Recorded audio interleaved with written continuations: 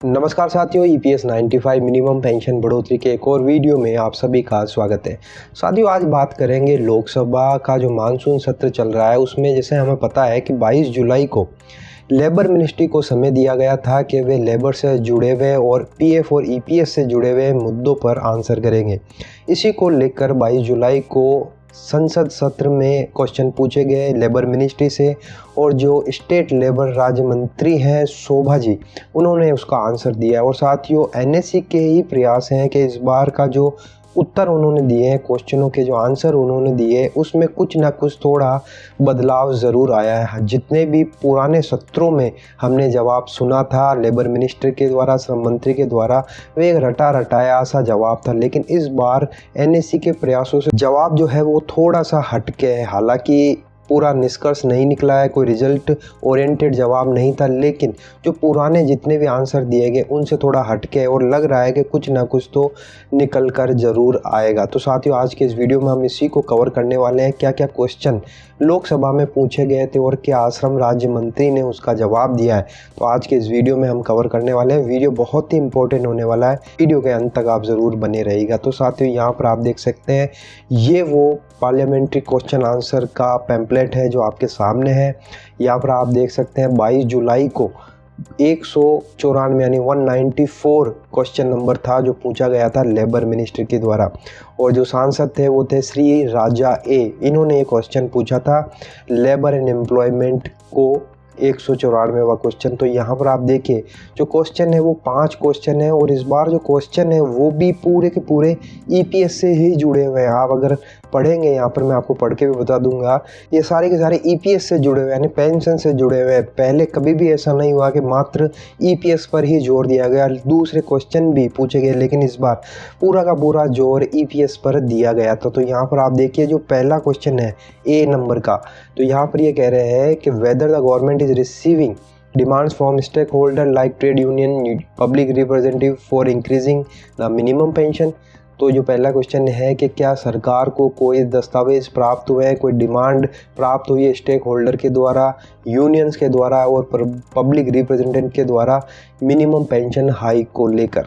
इसी को लिंक करते हुए दूसरा क्वेश्चन पूछा है कि अगर उन्हें डिमांड्स प्राप्त हुई है तो वो डिमांड्स क्या है और सरकार का उस पर क्या रिस्पॉन्स है। तो दूसरा क्वेश्चन भी इससे लिंक किया है। तीसरा क्वेश्चन पूछा है कि weather the government would consider positively the hike in minimum pension for the EPF subscriber in view of rise in the cost of living index and hike in wages. तीसरा question भी इसी से link है, क्या सरकार positively minimum pension बढ़ोतरी की ओर देख रही है क्योंकि जो कॉस्ट ऑफ लिविंग है वो बढ़ता ही जा रहा है। चौथा क्वेश्चन है if so the detail there of the time by which it is expected to be announce.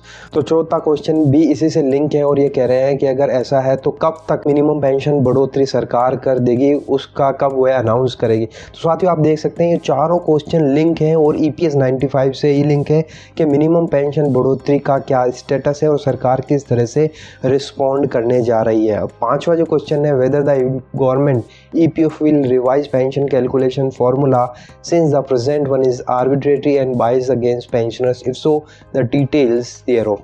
तो यहाँ पर जो पांचवा है वो कैलकुलेशन फॉर्मूले को लेकर है। ईपीएस 95 का जो कैलकुलेशन फॉर्मूला है बहुत पुराना हो चुका है और बाइस्ड है पेंशनर के लिए, तो उसको लेकर सरकार क्या कर रही है, ईपीएफओ क्या कर रहा है। तो साथियों, यहाँ पर 5 क्वेश्चन राजा जी ने पूछे हैं लेबर मिनिस्टर से। के बाद में जो स्टेट लेबर मिनिस्टर है श्री शोभा कार्डेल जी, आपको याद होगा साथियों, एनएससी की टीम ने बेंगलोर में इनसे मुलाकात भी की थी और ईपीएस 95 के पूरे मुद्दे को इनको समझाया था। तो शायद इसी का असर है कि आज जो ये आंसर इन्होंने दिया था पार्लियामेंट में उसमें कुछ थोड़ी सी झलक मिली है कि शायद कुछ सरकार कर सकती है। वो मैं आपको आगे बताऊंगा कि क्या इन्होंने आंसर दिया। तो यहाँ पर सुश्री शोभा जी के जो आंसर है वो इस तरह से हैं, ए टू ई इन्होंने आंसर किया है कि yes sir, various representatives have been received from various stakeholders to increase the minimum pension under the employees pension scheme। इन्होंने हाँ भरी और स्वीकार किया कि हाँ बहुत सारे रिप्रेजेंटेटिव और स्टेक होल्डर्स ने मिनिमम पेंशन बढ़ोतरी के लिए संपर्क किया है और डिमांड रेज की है। तो इन्होंने ये तो स्वीकार कर लिया है कि हाँ बहुत सारे स्टेक होल्डर्स ने हमारे को अप्रोच किया है।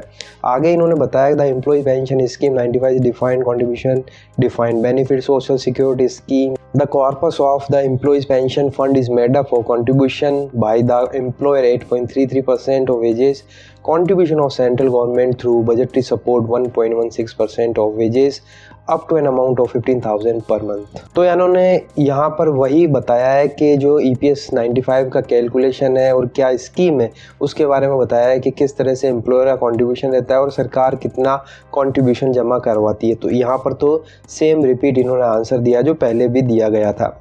आगे लिख रहे हैं कि all benefits under the scheme are paid up out of such accumulations, the fund is valued annually as mandate under paragraph 32 of the EPS 95। तो यहाँ पर भी वही रिपीट बातें हैं कि EPS 95 का एनुअल वैल्यूएशन किया जाता है एज पर रूल। आगे जो आंसर लिखा है कि amount of members pension under the scheme is determined taking into account the pensionable period of service. यहाँ पर इन्होंने कैलकुलेशन फार्मूला बताया है जो क्वेश्चन में पूछा गया, तो फार्मूला भी सेम ही है, वही pensionable service into pensionable salary divided by 70, वो सेम फार्मूला है। लेकिन जो हटके चीज़ इन्होंने बताई मैं आपको बताऊंगा कि इस बार के ये जो आंसर दिया है उसमें क्या चीज़ अलग है। आगे लिख रहे हैं कि it is evident that the amount of pension is based on A pre defined formula, however the government for the first time in the year 2014 provided A minimum pension of ₹1000 per month to the pension under the EPS 95 by providing budgetary support, which was in addition to the budgetary support of 1.16% of wages provided annually towards EPS 95 to Employees Provident Fund Organization। तो यहाँ पर ये कह रहे हैं कि पहली बार 2014 में सरकार ने 1000 रुपये मिनिमम पेंशन कर दी थी, जो बजटरी सपोर्ट है 1.16%, उसके एडिशन में इन्होंने 1000 रुपीज़ कर दिया था मिनिमम। लेकिन हालांकि हम सभी को पता है बहुत सारे आज भी इतने पेंशनर्स हैं कि उनको मिनिमम 1000 रुपीज़ भी पेंशन नहीं मिल रही है, और ये सरकार को भी पता है, लेबर मिनिस्ट्री को भी पता है। NSE ने बहुत सी बार डॉक्यूमेंट के साथ में सारी सरकारों और EPFO को दिया है कि देखिए इतने सारे पेंशनर हैं जिनको 1000 रुपये भी नहीं मिल रहे, फिर भी यहाँ पर देखिए इन्होंने वही रिपीट किया है कि 1000 रुपये तो मिनिमम सबको मिल रहा है। आगे ये जो लिख रहे हैं ये महत्वपूर्ण है, जो इस बार अलग कुछ दिखा है।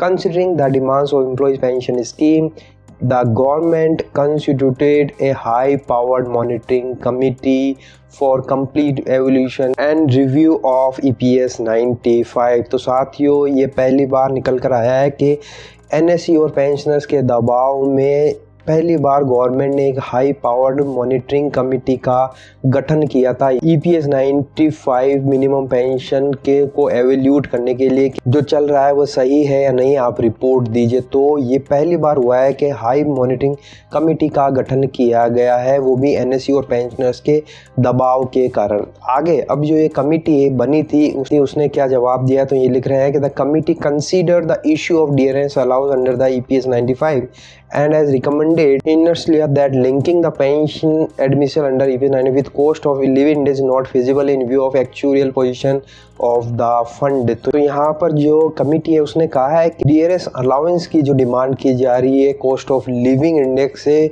जोड़ने का वो है फेजिबल नहीं है, यानी कि मिनिमम पेंशन बढ़ोतरी को लेकर देखिए साथियों इस बार कोई जिक्र नहीं हुआ है कि बजट डिफिसिट में या घाटे में है। पहले आप अगर गौर करेंगे पहले जितने भी पार्लियामेंट्री सेशन हुए उस समय एक ही रटा रटाया आंसर दिया जाता था कि फंड डिफिसिट में, लेकिन इस बार इस बात का जिक्र नहीं किया गया लेबर मिनिस्टर के द्वारा कि फंड डिफिसिट में, यहाँ कहीं जिक्र नहीं है कि फंड डिफिसिट में है, यानी कि फंड अच्छी हालत में है। खाली कमिटी ने ये यहाँ पर लिखा है कि DA हम नहीं दे पाएंगे, वो फेजिबल नहीं है पोजीशन को देखते हुए, लेकिन मिनिमम पेंशन बढ़ोतरी की जा सकती है। अगर आप इनडायरेक्टली सोचें, केवल इन्होंने DA का जिक्र किया है, DA नहीं दी जा सकती, DA फेजिबल नहीं है, लेकिन जो मिनिमम पेंशन बढ़ोतरी की मांग है 7500 प्लस जो मेडिकल सुविधा की भी मांग की जा रही है, क्या वो दी जा सकती है।